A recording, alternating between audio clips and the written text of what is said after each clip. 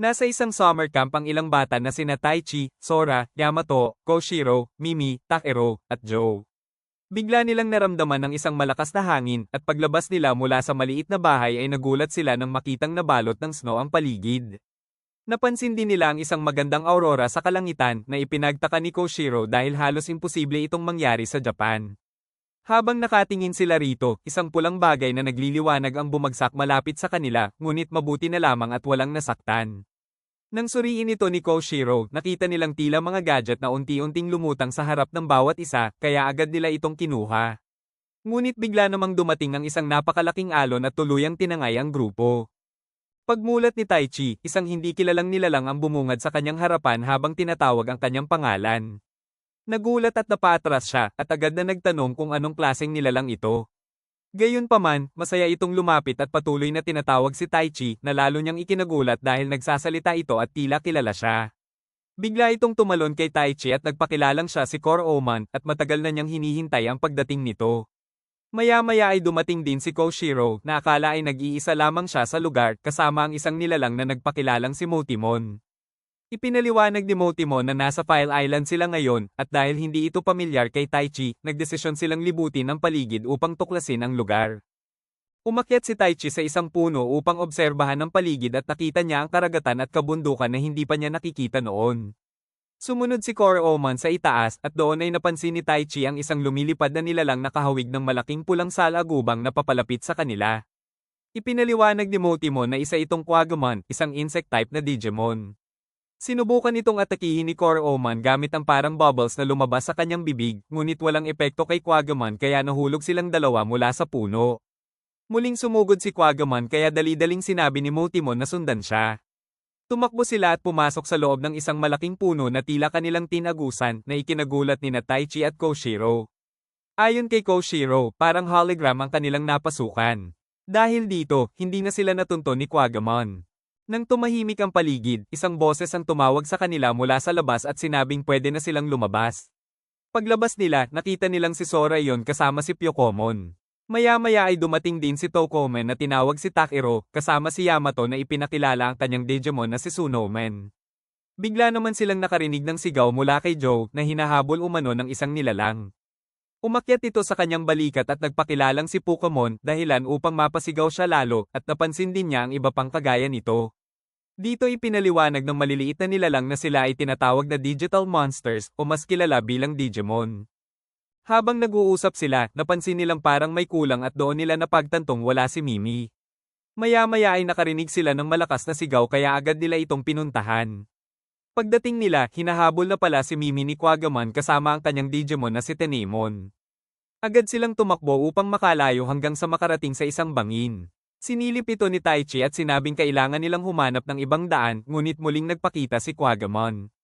Nang papatake na ito kay Taichi, buong tapang na sinalubong ni Koro-man ang kalaban at nagpakawalan ng bubbles, ngunit walang epekto at siya pa ang napuruhan. Sumunod na umatake ang iba pang Digimon gamit ang kaparehong atake, at dahil sa dami nito ay nabangga si Quagmon sa isang puno.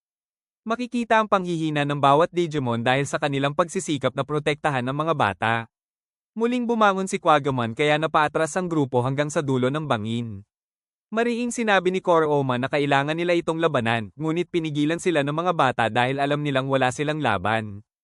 Sa kabila nito, pilit pa ring lumapit ang mga Digimon kay Quagmon at dahil sa kanilang determinasyon ay biglang nagliwanag ang mga gadget na nakuha nila kanina. Nagliwanag ang kalangitan at isa-isang bumagsak ang liwanag sa mga Digimon, dahilan upang mag-evolve sila. Si Koro-man ay naging Agumon, si Pyokomon ay naging Pyomon, si Motimon ay naging Tentomon, si Sunomen ay naging Gabumon, si Tokomen ay naging Patamon, si Pukomon ay naging Gomamon, at si Tenemon ay naging Palmen. Matapang nilang sinalakay si Quagmon ngunit madali silang naitaboy. Gumamit si Palmen ng Poison Ivy upang pigilan ang paglipad ng kalaban, sinundan ng Air Shot ni Patamon, Petit Thunder ni Tentomon, Baby Flame ni Agumon, Petit Fire ni Gabumon, at Magical Fire ni Pyomon, na nagpasiklab sa ulo ni Quagmon. Sa isa pang sabayang atake ay napabagsak nila ito. Nagdiwang ang lahat sa pag-aakalang tapos na ang laban, ngunit muling bumangon si Quagmon at inatake ang lupa, dahilan upang gumuho ang kinatatayuan nila. Sa kanilang pagkakahulog sa tubig, agad ginamit ni Gomamon ang marching fishes at maraming isda ang tumulong sa kanila. Ngunit hindi pa tapos ang peligro dahil bumabagsak din ang napakalaking bato kasama si Quagamon, kaya inutusan ni Gomaman ang mga isda na bilisan pa ang paglangoy. Nang bumagsak ang bato, nagdulot ito ng malakas na alon na mas lalong nagpabilis sa kanila hanggang sa mapunta silang muli sa kalupaan. Nagtanong si Joe kung anong klaseng mga isda iyon, at ipinaliwanag ni Gomaman na kaya niyang kontrolin ang mga ito, dahilan para agad siyang pasalamatan ni Joe. Dahil nag-evolve na ang bawat isa, nagpakilala sila gamit ang kanilang bagong pangalan. Natanong naman ni Taichi kung digital monsters pa rin ba sila matapos mag-evolve, na sinang-ayunan ni Agumon, at nagpasalamat ito kay Taichi dahil hindi niya kayang mag-evolve ng mag-isa, ganoon din ang iba pang Digimon. Napag-usapan nila kung ano na ang susunod nilang gagawin, at mukhang imposible nang makabalik sa itaas kung saan sila nanggaling. Nagtataka pa rin si Yamato kung nasaan ba talaga sila dahil hindi ito mukhang kanilang campsite kahit saan siya tumingin. Iminungkahi ni Sora na bumalik sila upang maghanap ng clues, ngunit hindi sang-ayon si Mimi dahil sigurado siyang maraming halimaw ang makakasalubong nila. Tinanong naman ni Taichi si Agumon kung may iba pang human sa lugar, ngunit sinabi nitong wala pa siyang nakikitang iba maliban sa mga Digimon. Kahit ang pangalang File Island ay hindi rin pamilyar sa kanila. Dahil dito, nagpasya si Taichi na maglakad na lamang sila papunta sa karagatan na nakita niya kanina dahil wala namang mangyayari kung mananatili lang sila roon. Nang makalapit sila sa karagatan, nakarinig sila ng tumutunog na telepono kaya agad nila itong pinuntahan. Ngunit paglapit ni Taichi, bigla namang tumigil ang pagring. Nagulat sila na may mga phone booth sa lugar, kaya naisip ni Joe na baka nasa Japan pa rin sila. Humiram si Taichi ng barya kay Koshiro upang subukang tumawag sa kanilang bahay, at ganoon din ang ginawa ng iba. Nang makakonek sila, may sumagot ngunit sinabi lang nito ang oras, lagay ng panahon, at mensaheng outside of all service area lamang ang narinig nila. Dahil dito, lalo silang nagtaka kung ano ba talaga ang purpose ng mga teleponong iyon. Patuloy pa ring tumatawag si Joe, umaasang may sasagot ng maayos sa kabilang linya. Nang sabihin ni Taichi na umalis na sila, pinigilan siya ni Yamato dahil baka may tumawag ulit sa telepono at halatang pagod na rin ang lahat. Naramdaman na rin nila ang gutom kaya tinanong ni Sora kung sino ang may dalang pagkain.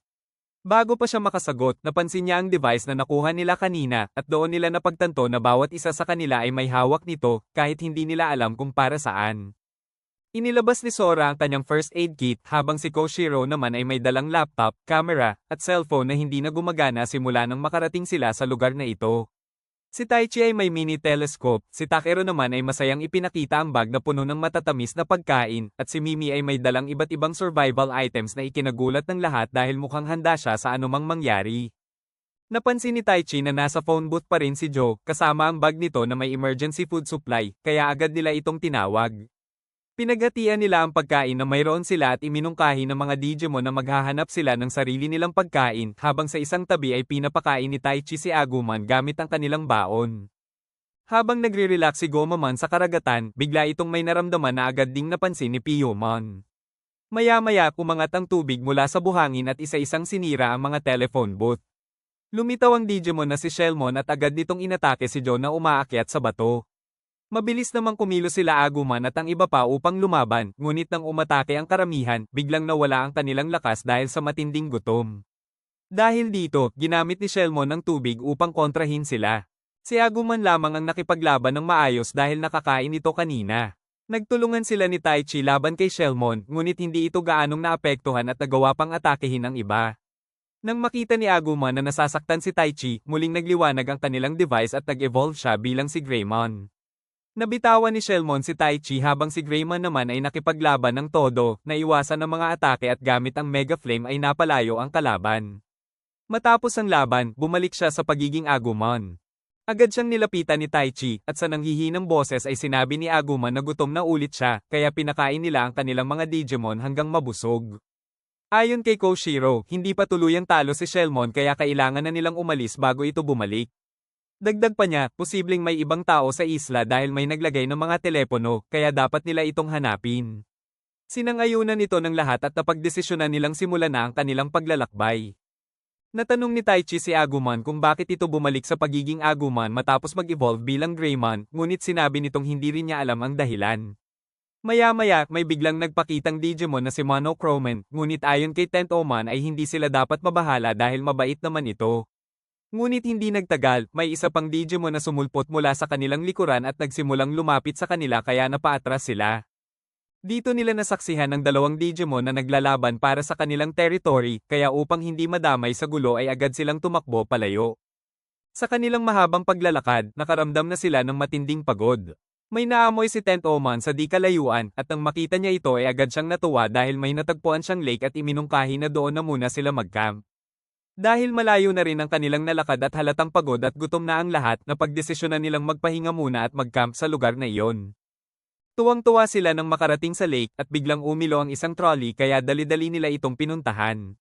Pagpasok nila, napansin nilang walang tao at mukhang bago pa ito, kaya nagtaka sila kung bakit may ganito sa isla. Iminungkahi ni Tentomon na maghanap muna sila ng makakain, kaya nagtulungan ang lahat, may nangisda, may kumuha ng prutas, at naghanap ng iba pang pwedeng kainin.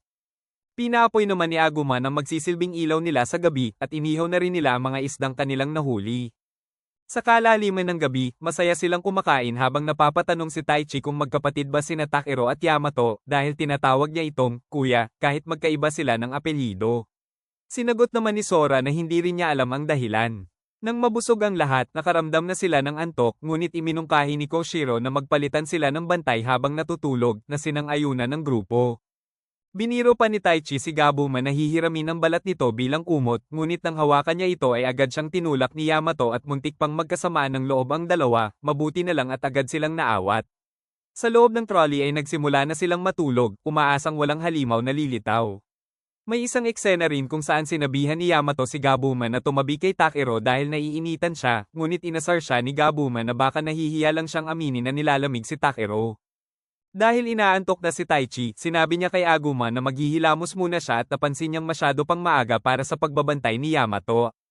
Ipinaliwanag ni Yamato na hindi siya makatulog at humingi ng paumanhin sa kanyang naging asal kanina dahil pakiramdam niya ay ganoon palagi ang kanyang kilos kaya mas malapit ang loob ni Takero kay Taichi. Natanong tuloy ni Taichi kung ano ba si Takero sa kanya, at agad namang sinabi ni Yamato na magkapatid sila ngunit naghiwalay ang kanilang mga magulang.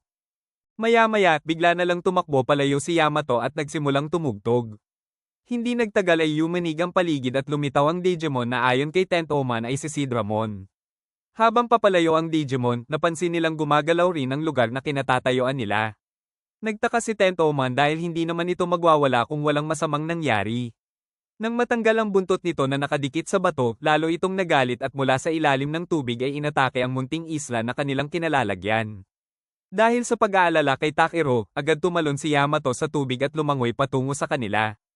Sa muling paglitaw ng halimaw, sabay-sabay nila itong inatake ngunit halos walang epekto. Sinabihan ni Taichi si Agumon na mag-evolve, ngunit hindi niya ito magawa. Napasigaw si Yamato, at nang marinig ito ni Takero ay agad siyang lumapit pero biglang yumanig ang paligid kaya nahulog siya sa tubig at buti na lang ay agad siyang nailigtas ni Gomamon.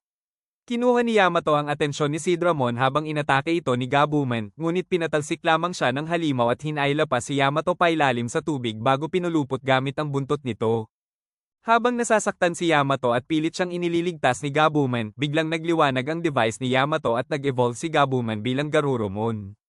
Agad nitong iniligtas si Yamato at kinagat ang halimaw. Kahit hinampes siya at nahulog sa tubig, patuloy siyang lumangoy at habang inaatake siya ni Sidramon ay ang halimaw pa ang nasasaktan, dahil ayon kay Tentomon ay kasing tigas ng legendary metal ang fur ni Garurumon. Muling umatake si Sidramon at ginawa siyang yelo, ngunit nabasag ito ni Garurumon at gumamit ng Foxfire na tuluyang nagpatumba sa kalaban. Matapos ang laban, bumalik siya sa pagiging Gabumon. Lumapit si Takero at nagpasalamat kay Gabumon sa pagligtas sa kanila at pati na rin sa kanyang kuya. Natanong naman ni Joe kung paano sila makakabalik sa lupa at kampanteng sinabi ni Gomamon na siya na ang bahala habang tinatawag ang mga isda upang itulak ang isla pabalik sa dalampasigan. Pagdating sa lupa, nagtaka si Koshiro kung bakit si Gabumon lang ang nag-evolve at sinabi ni Sora na baka dahil si Yamato lamang ang nasa panganib noon, bagay na naalala rin ni Taichi na nangyari sa kanya dati. Maya-maya ay muling nakatulog ang lahat habang si Yamato ay tahimik na tumutugtog ng kanyang harmonica. Nag-enjoy ka ba sa episode na to? Kung oo, palike naman ng video at huwag kalimutang mag-subscribe sa aming channel. Malaking tulong yun para sa amin bilang small content creators. Maraming salamat po, arigatou gozaimasu.